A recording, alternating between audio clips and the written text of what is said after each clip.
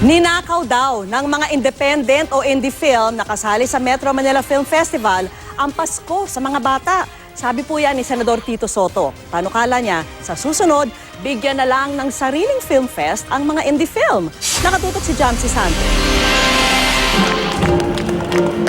Isang kakaibang Metro Manila Film Festival ang nasaksihan ng publiko nitong 2016 dahil hindi tulad noong mga nakaraang taon, halos lahat ng pelikula ay maituturing na independent o indie films. Kung sa kriteria dati, 50% ay commercial viability o kakayanang kumita ng malaki, nitong 2016, mas binigyang halaga ang storya at teknikal na pagkakagawa ng pelikula. Hindi sang-ayon si Senador Tito Soto sa pagtanggal sa commercial viability sa kriteria para sa MMFF. Orihinal na layunin naman daw kasi ng MMFF ang fundraising para sa mga organisasyon tulad ng MOEL Fund, Film Academy of the Philippines at iba pa. Hindi pa maibigay ng MMFF ang datos. Pero ayon kay Senador Soto, base sa nakuha niyang datos mula sa MMFF, mas mababa raw ang kita ng MMFF nitong 2016. Kaya hiling niya sa hinaing Senate Resolution number 257, bumuo ang MMDA ng hiwalay na Indie Film Fest tuwing Sembrix sa Mayo. Yun ang purpose nun fundraising hindi naman for art's sake di ba? So gawin natin sila na sarili nilang, according to them, quality films nila.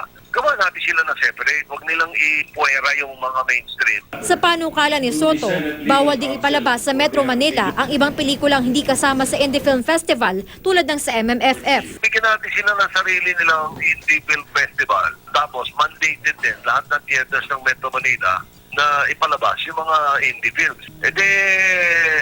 Everybody happy. Hinaing pa ni Soto, hindi pambata ang mga pelikula ng MMFF ngayong Pasko. Ang huling sumira, nagnakaw ng Pasko yung The Grinch di ba? Ninakaw nila yung Pasko ng mga bata Puro for adults Wala naman walang general patronage sa pelikula Ngayon pa lang, may mga komento na sa social media na tila may conflict of interest sa paghain ni Soto ng resolusyon. Ang kapatid niya kasing si Vic Soto, bida sa Enteng Cabezote na hindi nakasama sa nakaraang MMFF line-up.